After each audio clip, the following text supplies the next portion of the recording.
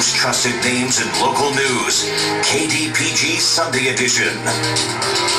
Good morning and welcome to the KDPG Sunday Edition. I'm Ken Rice. Yes, we are back now to our non-NFL season time slot, Sunday mornings at 11:30. What happens when years after a convicted killer is sentenced to life in prison with no parole, the prosecutor comes forward and says, "Got this case wrong." He says he now believes the man he persuaded a jury to convict is actually innocent of murder. What happens when the trial judge comes forward repeatedly with his own misgivings about the case and argues that the convict should be set free? It's a case in which even the victim, as he lay dying on a winter night in downtown Pittsburgh, had told police it was a different man who attacked him. What happens? Well, in the case of former Pittsburgh lawyer and accountant Charles Goldblum, nothing happens. Charles Goldblum remains in prison 40 years later. The murder case where George Wilhelm was killed rocked Pittsburgh back in 1976, and all these years later, it is with the surprising support of some of those who helped put him away that Charles Goldblum continues to proclaim his innocence. His story is now the subject of a book. We're going to meet the two men behind it in a moment, but first, my report on this case from 1996. No one at Squirrel Hill's Beth Shalom Synagogue could believe it. The rabbi's son, a murderer. It was 1976. Charles Goldblum, a promising young lawyer, charged with a vicious stabbing on the roof of downtown's old Gimbel's parking garage. 2 decades later, Goldblum's case is still churning inside the justice system. Defense lawyers claim overlooked evidence proves Goldblum could not have been the killer. Of course, there's no shortage of convicts claiming a bum rap. Charles Goldblum got our attention not because of what he's saying, but because of what he's saying. Donald Ziegler, Goldblum's trial judge, who listened to every word of testimony, who accepted the jury's guilty verdict, and who sentenced Goldblum to life in prison. Strange as it may seem, the judge is trying to help set the convict free. In a series of letters to the Pardons Board over several years, Ziegler writes that a miscarriage of justice may have occurred, and notes persuasive evidence that Goldblum may be serving time for witnessing a homicide. And that, in fact, is Charles Goldblum's story. February 9th, 1976, Goldblum says he watched in horror as his friend, Clarence Miller, ended an argument with another man by stabbing him with grass shears more than 20 times. Both men took off, leaving the victim for dead, but there was a little life left in George Wilhelm. The victim, before he died, made a brief statement. Brief but compelling. Stabbing victim George Wilhelm whispered to a cop, "Clarence Miller did this to me." But Miller told another story, exposing another side of Charles Goldblum, a story tying Goldblum to the victim, Wilhelm, through crimes of arson for profit, land fraud, and finally, murder. In short, Miller said Goldblum had reason to want Wilhelm dead. In court, Miller testified he lured Wilhelm to this lonely garage roof where Goldblum stabbed him. The coroner back then, Cyril Wecht. He now says crime scene evidence contradicts Miller. Goldblum's family hired Wecht to investigate. Wecht says the pattern of blood spatters inside Wilhelm's car shows the stabber was in the passenger seat. That's where Miller was. Goldblum was in the back. And then there are the clothes. Goldblum had no blood on his clothes, whereas Miller confessed or admitted to having changed his clothes. And then there are Wilhelm's last words. "Clarence Miller did this to me." Lawyers call that a dying declaration. The idea behind it is you don't go to meet your maker not telling the truth. And yet, jurors believed Miller's story. Or did they? I still say it's Clarence Miller that did the killing. Austin Flack and Nancy Kirk are two of the jurors who convicted Goldblum of first-degree murder back in 1977. They tell me regardless of which man held the blade, they held Goldblum responsible. He was the brains of it all. Yeah. That's why I said give it to him. And they did, yet leaving the trial judge with nagging doubts about the verdict that sent Charles Goldblum away for life. I couldn't have done it. Again, that's from 1996. This morning on the KDPG Sunday edition, Charles Goldblum and his supporters continuing battle. The book is called Willful Blindness, written by James Ramsey, a private detective working on the Goldblum case since 2005. He's a former detective in the Pittsburgh Police Narcotics Squad and offers his own analysis of what happened back in 1976. He is our guest this morning, along with former Pittsburgh Post-Gazette writer David Baer, who served as editor of this book. David Sherman is away this week. John Allison, editorial page editor of the Post-Gazette, joins us for our discussion. John, always nice to have you along. John, and thank you for being with us. So, back in 1996, I went to the district attorney at the time, Bob Colville, and I said, these are all the arguments being made to suggest that this was an erroneous conviction. Charles Goldblum should be freed. And I remember Bob Colville telling me, this may be the most reviewed case this office has ever had. He said he didn't have a single misgiving about the case. So for all of these doubts that report and others have raised, 20 years ago this was seen, at least by the DA's office, as a closed case. What generated your renewed interest in it? David, we'll start with you. Well, first of all, there's the title of the book is Willful Blindness, so I think that might have been an explanation for what happened. About a year and a half ago, a friend approached me and said, I have an interesting book project. Would you be interested in exploring it? And so that was how I first got involved with it. And much as Jim did, I started off being somewhat skeptical, but the more I got into it, the more I realized there's really something here. And Jim has really done an excellent job of expounding on things that were known when you did your piece back in 1996. Jim, there's a lot in that book. You've been working on the case for almost 12 years now? 11 years, off and on. Yes. We don't have the luxury of reading your book out loud to our viewers, so if you had to summarize, what's the most compelling case you can briefly make to argue that, as Judge Ziegler has suggested, this was a miscarriage of justice for Charles Goldblum? Well, there were admissions by the district attorney himself. He confessed to me, followed up with an email that he did confess that he denied Goldblum his Sixth Amendment right for due process. Are you talking about the district attorney or the man who prosecuted the case, Pete Dixon? That's correct. Pete Dixon, the man who prosecuted. So years later, he has come forward with his own doubts about this case. Yes, he did. And he publicly spoke at the Board of Pardons, laid out his whole thoughts about how Goldblum is innocent and that he's not guilty of this crime. And he also has spoken on other occasions that how he feels that Goldblum just did not get a fair trial. So you're a former Pittsburgh police officer. How rare is it to have both the prosecutor and the judge, the trial judge, come forward and say, this case we may have gotten wrong? I've never heard of this before. I mean, I've heard, maybe a prosecutor might say, well, there might be some doubt here, but I've never heard a prosecutor and a judge both claim that the man's innocent. All right, so let me just return to my original question then. What is the most compelling argument you can make 40 years later when this case has been reviewed at various appellate levels? What's the most compelling thing you can say to convince people that, in fact, a mistake was made? Well, there's so much in the book that it would be, to pick just one single thing out, it would be almost impossible. There's just so many things that happened in there where the witness for the defense was assaulted by a police officer, and only this last year, 2016, we were able to corroborate that. And that's witness intimidation. That's assault and battery on a witness to silence him from speaking out. And that particular witness was willing to speak out had he been given immunity from Pete Dixon.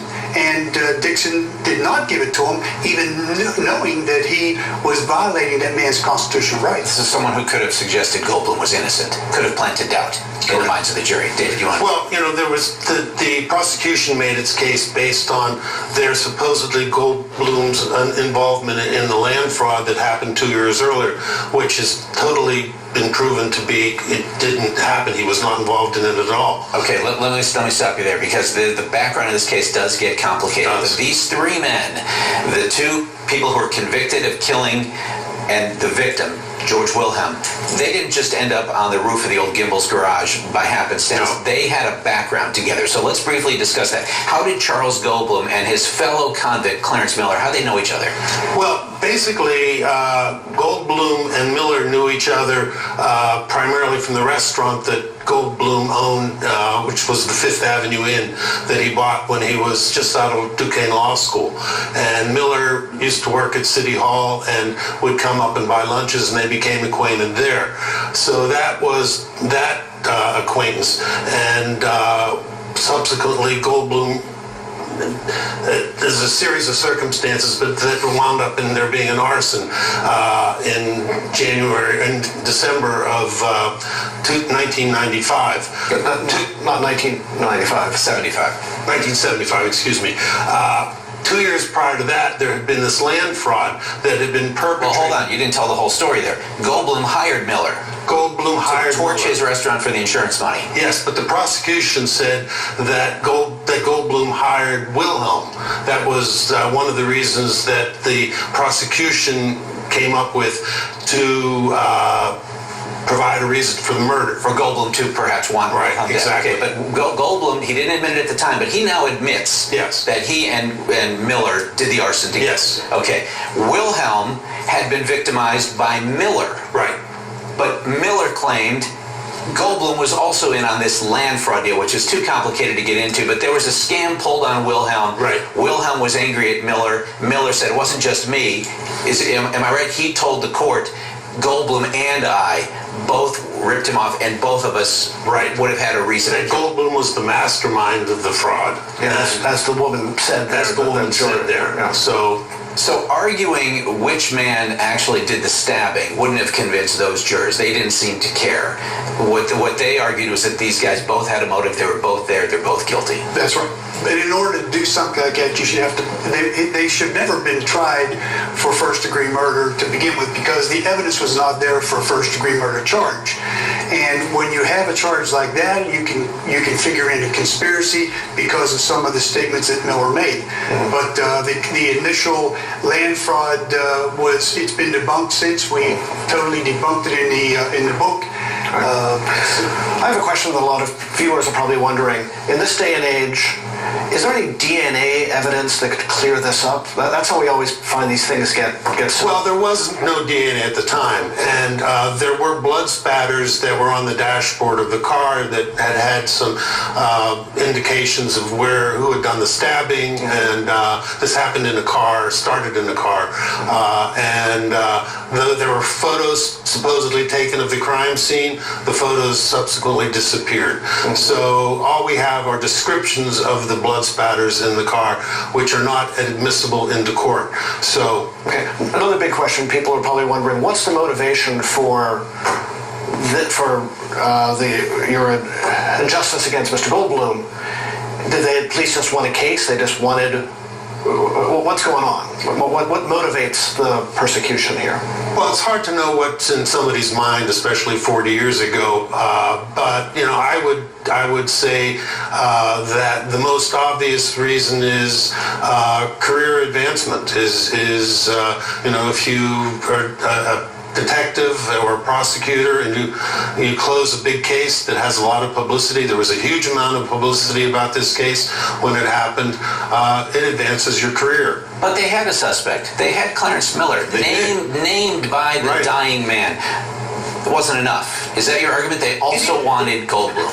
Well, Goldblum, in my opinion, was their trophy defendant. It brought on an enormous amount of news media. There was in the newspapers, it was on television, on the radio, constant news barrage. And yes, it does enhance a career to have a case like that where you can put it out there. And there were promotions. I mean, the detective became a commander. Dixon he started getting bigger and better cases. So yes, that was probably the motive. All right, let's take a break. There were again some complicating issues, and they made Charles Goldblum a less than sympathetic witness at his own trial. We're going to talk about that and more when the KDPG Sunday Edition continues in a moment. Welcome back to the KDPG Sunday editions. Our guests are two men who have been involved in investigating an old case, a murder case from 1976, where two men were convicted, Charles Goldblum and Clarence Miller. Clarence Miller went to prison, died in prison. Charles Goldblum remains in prison, but continues to assert his innocence. And now, James Ramsey, former Pittsburgh police detective, now private investigator, has written a book edited by David Baer, former writer for the Pittsburgh Post-Gazette. It's called Willful Blindness. It tells the story of the murder of George Wilhelm, the convictions of Clarence Miller and Charles Goldblum. And it makes a case that in Goldblum's case, the conviction was unjust. Now, one of the problems for Charles Goldblum is that while he was in jail awaiting trial, knowing that Clarence Miller, his co-defendant, was going to testify against him, he was invited, I guess that's how to put it, he was invited to have Miller killed, to shut him up. He was entrapped. In my opinion, he was entrapped by a confidential informant of the lead detective in the case. So he was approached in jail and said, hey, we can make Clarence Miller go away? No, not in jail? No, he was out of jail. Okay. On bond. He was on bond. Goldblum was on bond. The confidential informant, Bay, was still in jail. He was approached by Freeman, and they approached Goldblum, and there were no surveillances, no recorded telephone calls, and he entrapped him. He planted the seed in his mind because there was no attempt on. Now Miller was out of jail already.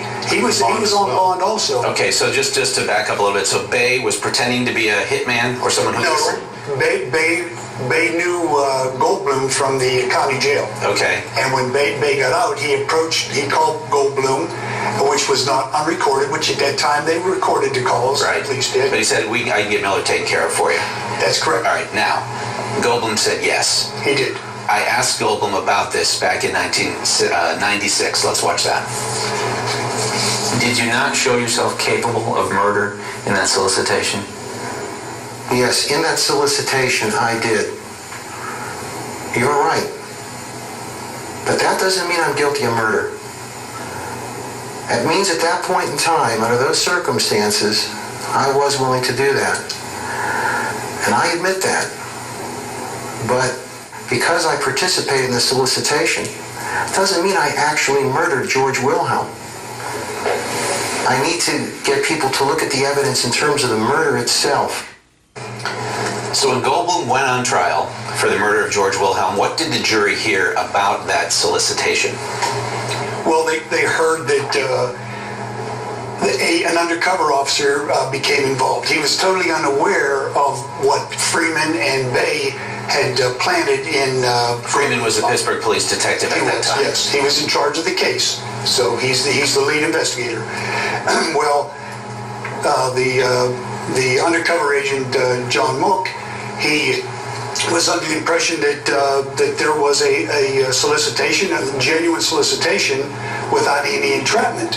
And he went and did a very good job. And at that time, Goldblum was under the impression he was a hitman. Right. So the jury learned about this. That's correct. But you're saying without the proper context. That's correct. And how damaging do you suppose that was to his case? Oh, enormous.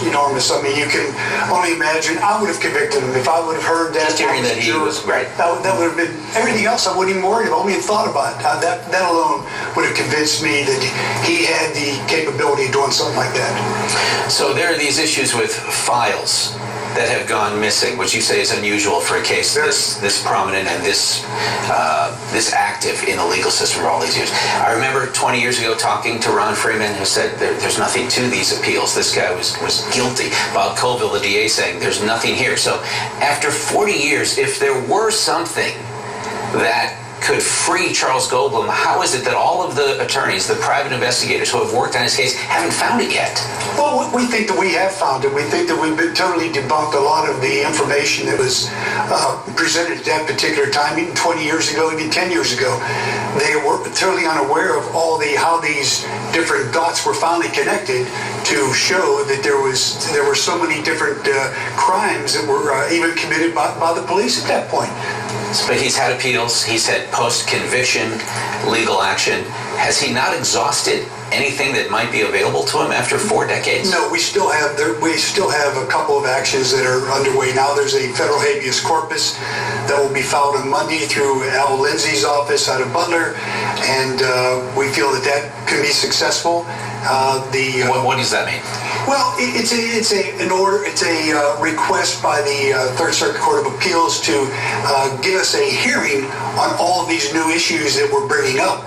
And there's a recent case Telegoose case, that is a recent case saying that if you can bring it up, you can bring old material and the new material in, so you can show the whole embodiment of the case.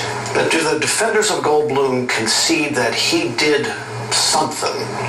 Oh yes, but it's not as bad as what he's been charged with. He basically committed arson and has now served more than 40 years of his life for that crime, and no one was injured, and there was no place burned down. If he had been sentenced for that, he would have been out in 10 years. And it was arson for a commercial business. It was arson for a commercial business of his own that he basically was trying. His parents owned the building and bought the building. He bought the building with his parents' money, and he was trying to protect their investment through the insurance fraud. Right. He did not, however, admit to the arson at the time, which made his story more difficult to tell. He was trying to conceal this connection he had to Clarence Miller. Absolutely. And he was also guilty of providing an alibi for Miller.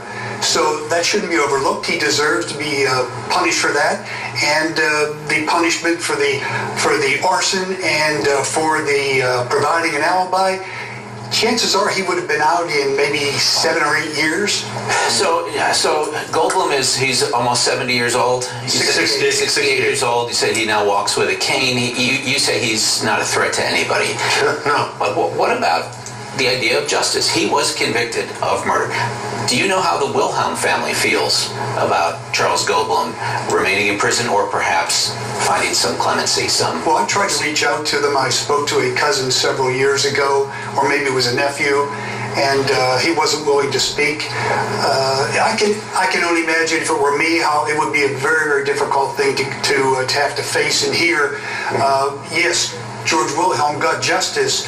George Wilhelm got the proper person that murdered him, the person he identified as his murderer, and he ended up dying in jail, but he should have only been charged with manslaughter because there was no conspiracy there. But unless the Wilhelm family were to come forward and say, we agree with the prosecutor and the judge that this was a mistaken conviction of Goldblum, doesn't that make it incumbent upon the DA's office today to continue to defend this conviction? Well, we think that possibly there's a possibility that the district attorney is going to sit down with us, and we're going to show him the new evidence. We're going to show him all the different things that happened in the trial. We're going to connect all the dots right before his own eyes. In the 12 years you've been working on this case, you have not had that opportunity. We haven't, but recently we reached out to him, and he seems as though he's very interested in trying to speak with us. Now, John, we were discussing, there's a larger issue here about Pennsylvania. Life means life. People get to be 70, 80, 90 years old, and they stay in prison, and the cost to the taxpayers can become very high. And this is an issue about what to do with people who are sent away for life, who then require extensive care, and perhaps it's not the most compassionate thing to do to keep them locked up. That's the argument. In the mid-90s, there was this move to crack down on lifers, and they did away. The Pennsylvania legislature did away with parole. There's no parole if you've been sentenced to life. The only way out is through this commutation process, which in the last 20 years has only released maybe 20 people to die and go into hospice.